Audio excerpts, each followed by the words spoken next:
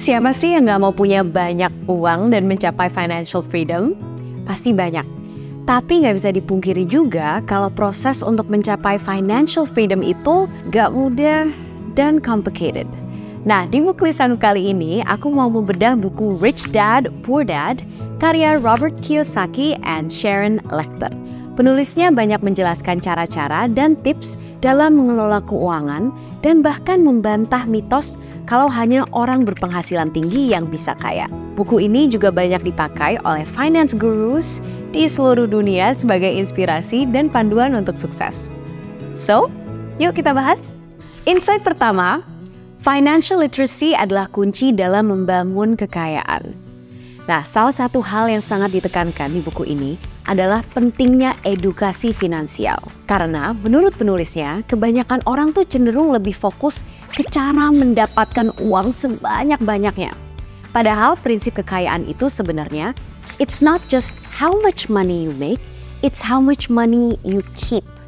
Bukan hanya banyaknya uang yang kita dapatkan, tapi banyaknya uang yang kita simpan. Selain itu, memiliki financial literacy itu juga sangat penting karena uang itu kan banyak bersinggungan dengan hampir semua aspek kehidupan kita. Jadi emang kita harus paham betul sama fondasinya. Nah, mulainya dari mana sih? Langkah pertamanya, kita harus meningkatkan financial IQ kita atau kemampuan kita dalam memahami dan mengelola uang. Ada 4 komponen. Yang pertama, accounting atau akuntansi. Cara membaca dan interpretasi financial statements, pemasukan, pengeluaran, dan pajak. Kedua, investasi. Cara menghasilkan uang dengan mengeluarkan uang secara kreatif dan strategis. Ketiga, pemahaman pasar dan dinamika permintaan dan penawaran. Dan yang terakhir, perpajakan. Nah, setelah kita belajar fondasinya, kuncinya tinggal ikutin the KISS principle. Keep it simple, stupid. Simple, karena cuma 2 hal aja yang harus selalu kita ingat. Pertama, assets menghasilkan uang. Kedua, liabilitas mengeluarkan uang. Jadi setiap kita mau membeli sesuatu, tinggal kita pikir, ini aset atau liabilitas ya? Peraturannya simple, hanya keluarkan uang untuk aset, supaya uang itu balik lagi ke kantong kita. Formulanya, belilah aset yang bisa berbuah uang untuk kamu. Itulah habit dari orang-orang yang memiliki kekayaan. Mereka selalu membeli aset dulu, dan aset itulah yang akhirnya membeli barang-barang mewah bagi mereka. Insight kedua, invest in your mindset. Pasti kita udah sering dengar ya, kalau pikiran kita itu sangat berpengaruh sama kehidupan kita. Dan dalam kasus financial pun juga sama. Ternyata pikiran kita adalah satu aset yang sangat-sangat berharga. Dan kalau kita latih dengan baik, bisa menghasilkan kekayaan. Kuncinya ada di perspektif. Sering banget kita pasti ngelihat satu barang mahal terus otomatis langsung mikir, oh aku pasti nggak bisa beli ini nih, terlalu mahal. Tapi coba deh kita putar sedikit cara pandang dan berpikir kita. And instead of saying, I can't afford it, let's say, how can I afford it? Dengan begitu secara nggak langsung kita melatih otak kita untuk berpikir dalam bentuk curiosity atau pertanyaan. Dan otak kita jadi dipaksa untuk mencari jawaban. Dan ini mengingatkan kita kembali terhadap goals kita, motivasi kita untuk bekerja lebih keras lagi. Sedangkan kalau kita terus berpikir dari perspektif, I can't afford it, atau aku nggak bisa beli ini, itu tuh malah mematahkan semangat kita, dan jadinya otak kita pun nggak terstimulasi untuk mencari solusi. Karena dari awal udah dipertemukan dengan rasa sedih dan helplessness. Insight ketiga, mind your own business. Mungkin banyak di sini yang mikir kalau untuk jadi kaya kita tuh harus punya bisnis sendiri. Be an entrepreneur.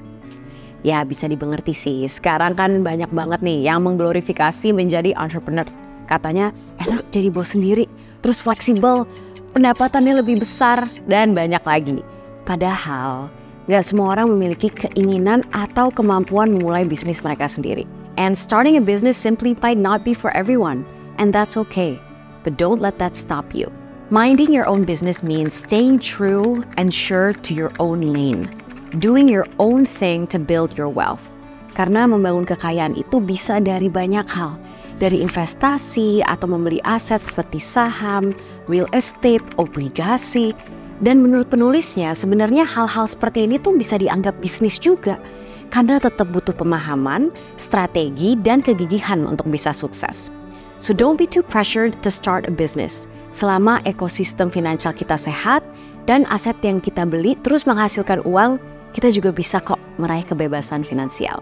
And now, so what? Menurut aku, buku ini sangat insightful. Dan yang aku suka, fokusnya di sini tuh tentang mindset and investing in yourself. Dan aku percaya bahwa pada saat kita mendidik diri kita sendiri, terus belajar dan mengubah mindset, kita akhirnya akan lebih berdaya juga untuk memiliki teori-teori atau strategi finansial kita sendiri. Ya tentunya gak semua di buku ini bisa kita telan mentah-mentah, karena yang namanya finance itu kan hal yang personal banget ya.